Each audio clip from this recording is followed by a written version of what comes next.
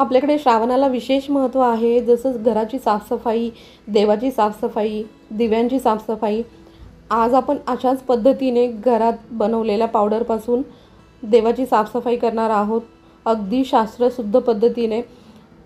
बाहेर जसं आपण पितांबरी वापरतो त्यांनी हात काळे पडतात, यांनी अजिबात हात काळे नाही पडत।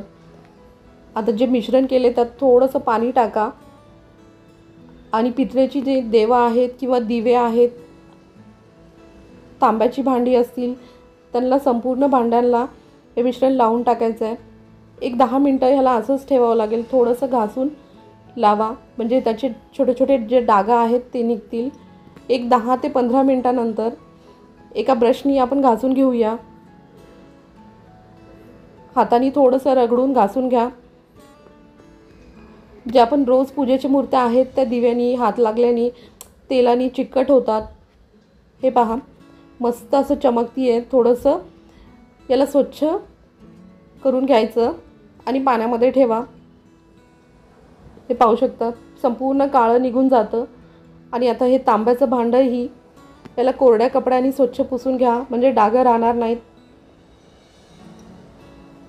तांब्याचं भांडं, पितळेची किंवा चांदीची भांडी अगदी स्वच्छ निघतात। आता आपण मूर्ती पाहूया। स्वच्छ पुसून असंच ठेवा म्हणजे डाग राहणार नाही त्याच्यामध्ये।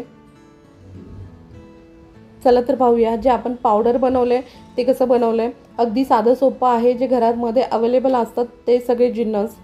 मी अर्धी वाटी गव्हाचं पीठ घेतलंय, त्यात 1.5 चमचा मीठ टाकले, अर्धा चमचा हळद टाकली आहे आणि 1.5 चमचा बेकिंग सोडा, जो खाण्याचा सोडा असतो तो, आणि 2 चमचे सायट्रिक ॲसिड, जे आपण ढोकळ्यासाठी वगैरे वापरतो तेच 2 चमचे।